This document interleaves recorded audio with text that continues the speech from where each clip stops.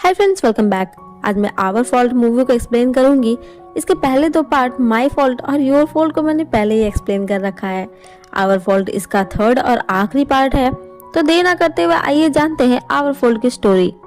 Movie के start में हम नोवा को देखते हैं। पिछले पार्ट में हमने देखा था कि नोवा और निक एक दूसरे से अलग हो चुके हैं, जिसको अब काफी समय गुजर चुका है और नोहा अब वापस से अपने होम टाउन लौट रही है क्योंकि उसकी बेस्ट फ्रेंड जेना की शादी होने वाली है लियोन से। नोहा अब निक को भूलकर मूव ऑन करना चाहती है, पर जेना के बुलाने पर उसे वहां जाना पड़ता है। फ्लाइट में उसे एक लड़का मिलता है जिसका नाम सिमोन है। वो एयरपोर्ट से निकलते समय नोहा का नंबर भी मांगता है, पर नोहा इसके लिए मना कर देती है। सिमोन उसका बुरा नहीं मानता है और अगली मुलाकात पर कॉफी का प्रॉमिस लेकर चला जाता है। अब इसके बाद जेना नोहा को पिक करने आती है और अपने घर लेकर जाती है, जहाँ प्री वेडिंग की पार्टी चल रही थी। यहाँ निक भी आया था, पर नोहा उससे छिपने लगती है। पर भले ही वो उससे छिप रही हो, पर उसकी नजरें निक को ही देखे जा रही थी। लगभग दोनों ही एक दूसरे को इग्नोर कर रहे थे, पर फिर एक समय आता है जब दोनों एक दूसरे के सामने आते हैं। पर निक उसे वैसे ही क्रॉस करता हुआ चला जाता है जैसे उसने नोहा को देखा ही नहीं है। ऐसा इसलिए था क्योंकि निक ने अब तक नोहा को माफ नहीं किया था। वो अब भी नोहा से बहुत ही नाराज था। खैर, पार्टी के बाद सभी वेडिंग के लिए नेक्स्ट डेस्टिनेशन की तरफ निकलते हैं, पर कार्स की सारी सीट्स फुल हो चुकी थी और नोहा को निक के साथ एक कार में जाना पड़ता है। ये सारा प्लान लियोन और जेना का है, जिससे कि वो नोहा और निक को ज्यादा से ज्यादा समय साथ में रखना चाहते हैं ताकि उन दोनों के बीच सब कुछ ठीक हो सके। पर इसके अपोजिट वो दोनों साइलेंट फाइट करते हुए जाते हैं। अब आज उनकी वेडिंग रिहर्सल थी और रिचुअल्स की वजह से नोहा और निक को एक साथ रहना था। ना चाहते हुए भी वो दोनों एक साथ खड़े थे। रात को डिनर टेबल पे भी दोनों साथ बैठे थे। अब आखिर में नोहा निक से बात करने की कोशिश करती है, पर तभी निक जानबूझकर दूसरे इंसान से बात करने लगता है। अब नेक्स्ट डे वेडिंग डे होता है, जहाँ जेना और लियोन एक दूसरे से प्यार के वादे करते हैं और शादी के बंधन में बंध जाते हैं। अब तक रात हो चुकी थी। निक भी नोहा को ही देखे जा रहा था। सभी पार्टी एंजॉय कर रहे थे और डांस कर रहे थे, जहाँ उन दोनों को भी साथ में डांस करना पड़ता है। जहाँ पहले तो दोनों एक्सेप्ट करते हैं कि जेना और लियोन की उनको मिलाने की मेहनत बेकार हो गई है, पर अगले ही पल वो दोनों खुद को कंट्रोल नहीं कर पाते हैं और इंटीमेट हो जाते हैं। पर इसके बाद ही निक वापस से नोहा को छोड़कर वहां से चला जाता है। नोहा सब कुछ ठीक करने की कोशिश करती, पर निक अब भी नोहा से माइकल के साथ इंटीमेट होने के लिए बहुत नाराज था। निक नोहा को छोड़कर वहां से चला जाता है। अब इसके बाद कुछ महीने बीत जाते हैं, पर वो दोनों एक दूसरे से नहीं मिलते हैं। निक वापस से अपने लंदन वाले कंपनी में काम करने के लिए चला जाता है और नोहा यहीं रहकर जॉब ढूंढने की कोशिश करती है। वो कई तरह के कामों को करने की कोशिश करती है, पर कहीं भी बात नहीं बनती है।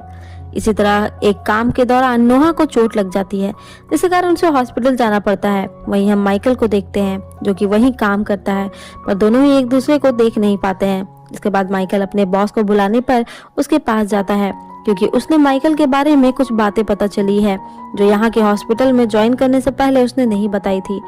दरअसल माइकल को एक स्टूडेंट के साथ सोने के कारण यूनिवर्सिटी से निकाल दिया गया था, पर अब ये बात उसके सामने आ चुकी है, तो अब इस बात के लिए कमेटी बैठने वाली है। माइकल बॉस से पूछता है कि उन्हें ये बात किसने बताई है, और वो माइकल को कुछ भी नहीं बताते हैं और बस फैसले का इंतजार करने को कहते हैं।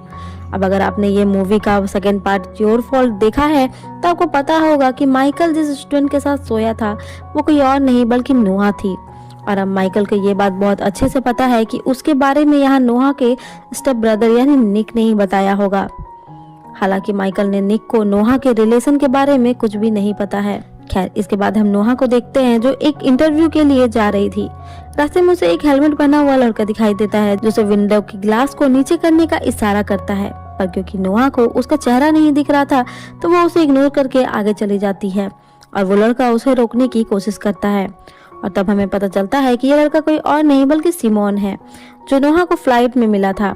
खैर, कंपनी में पहुंचकर नोहा को पता चलता है कि वो सिमोन की कंपनी में इंटरव्यू देने के लिए आई है। अब अपनी थोड़ी देर पहले की हरकत के कारण नोहा को समझ में आ जाता है कि अब यहाँ भी उसकी काम नहीं बनने वाला है, और वो वहाँ से सिमोन से कुछ कहे बिना ही चली जाती है। दूसरी तरफ लंदन में निक और सोफिया साथ में थे। सोफिया निक से पूछती है कि उसने उसे बताया क्यों नहीं कि वो जेना की शादी में नोहा से भी मिला था। निक बता देता है कि नोहा वहाँ थी, पर उनके बीच कोई भी बात नहीं हुई। यही निक ने अचानक से ही अपनी कंपनी के एक ब्रांच को बंद कर दिया था, जिससे कि वहां काम करने वाले सभी लोग उन पर भड़के हुए थे और प्रोटेस्ट कर रहे थे। निक के फादर को इन सभी चीजों को सामना करना पड़ रहा था, पर निक को इससे कोई भी फर्क नहीं पड़ रहा था, जैसे कि उसने ये सब कुछ जानबूझकर ही किया हो। निक भले ही नोहा से मिल नहीं रहा था, पर सोशल मीडिया के जरिए वो नोहा पर अपनी नजर बनाए हुए था। पर वो सोफिया के साथ प्लान करता है कि वो सभी के सामने फेक एंगेजमेंट यानी अपनी रिलेशनशिप को अनाउंसमेंट करेंगे, जिससे उन दोनों को ही फायदा होगा। सोफिया के फादर को इलेक्शन में हेल्प होगी और निक की अपनी इमेज भी मीडिया के सामने अच्छी होगी, जिससे कि उसके शेयर्स के दाम बढ़ जाएंगे। सोफिया भी इसके लिए तैयार हो जाती है। वहीं दूसरी तरफ बीतते समय के साथ नोहा और सिमोन भी अब साथ में थे। वो दोनों डेट कर रहे थे। एक दिन ऑफिस में सिमोन कुछ इन्वेस्टर्स के लिए कॉफी बनाने का काम देता है, पर नोहा सिमोन के सामने शर्त रख देती है कि जो जीतेगा वही इन्वेस्टर्स के लिए कॉफी बनाएगा। दोनों खेल ही रहे थे कि इसी बीच वहां निक आ जाता है, क्योंकि निक ही सिमोन की कंपनी का इन्वेस्टर है, इसलिए अब सिमोन के साथ साथ निक भी इस कंपनी का बॉस है। निक और नोहा यही सबके सामने बहस करने लगते हैं, जिससे सभी को समझ में आ जाता है कि वो दोनों एक दूसरे को पहले से जानते हैं। निक सिमोन से कहता है कि वो नोहा से कहे कि वो उसके लिए कॉफी लेकर आए, पर सिमोन ऐसा नहीं करता है और वो गुस्से में खुद ही वहां से चला जाता है। अब निक आते जाते नोहा पर नजर बनाए रखता है और देखता है कि सिमोन और नोहा काफी क्लोज आ चुके हैं। अगले सीन में नोहा जेना के साथ थी जब उसे मैगजीन में निक और सोफिया के एंगेजमेंट की न्यूज दिखती है। ये देखकर नोहा को बुरा लगता है, पर तभी उसकी नजर बाहर बैठे माइकल पर जाती है। नोहा उससे बात करने की कोशिश करती है, पर माइकल उसे इग्नोर करके वहां से जाने लगता है, पर नोहा उसे वापस से रोकती है। तब माइकल नोहा से कहता है कि वो उसे अकेला छोड़ दे। उस एक रात की वजह से उसकी पूरी जिंदगी बर्बाद हो गई है।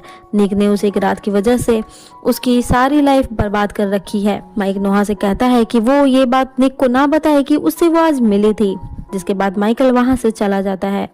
नोहा को माइकल के लिए बुरा लगता है और वो सोफिया को कॉल करती है, क्योंकि वो डायरेक्ट निक से बात नहीं करना चाहती है।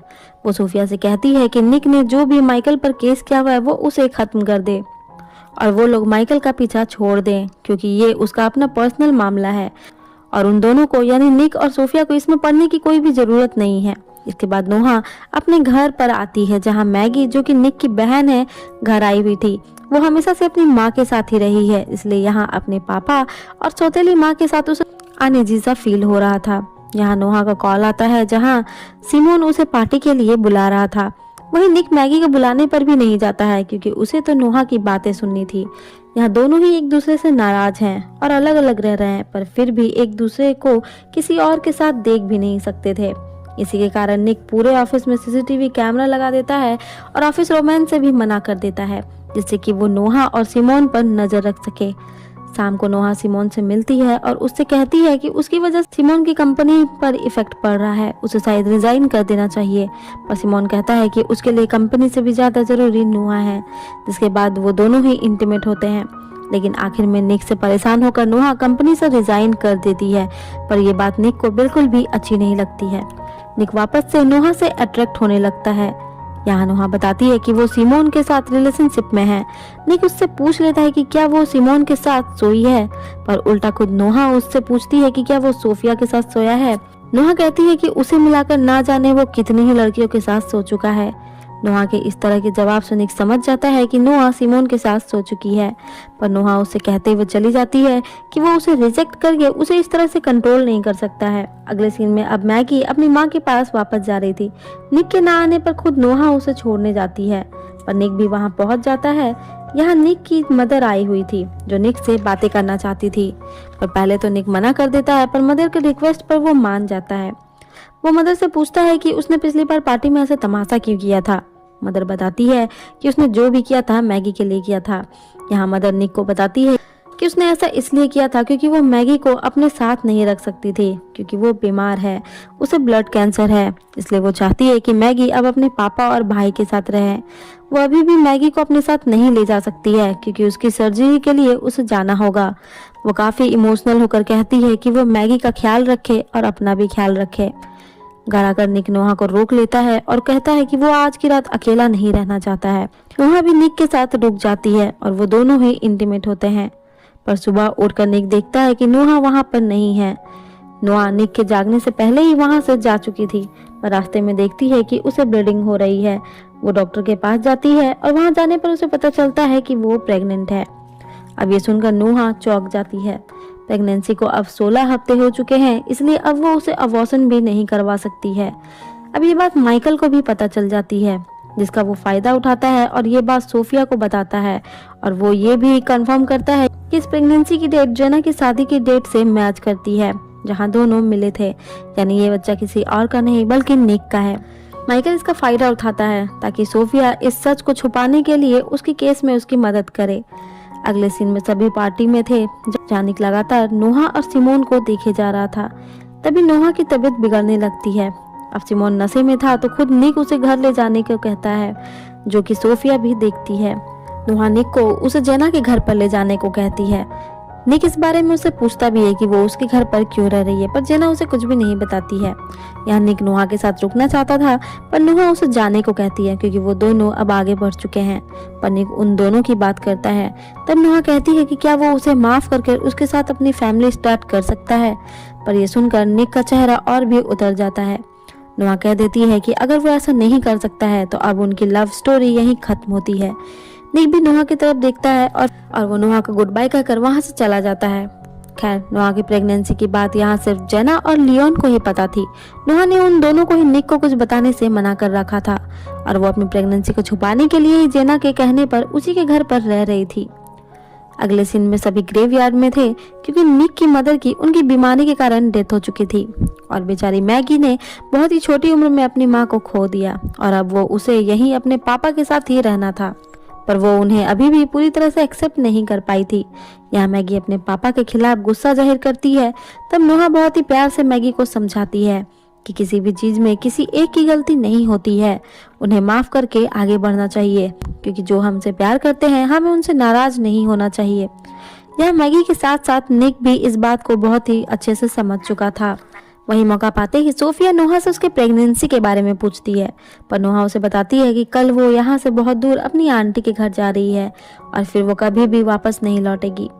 निक भी बस नोहा के बारे में ही सोच रहा था।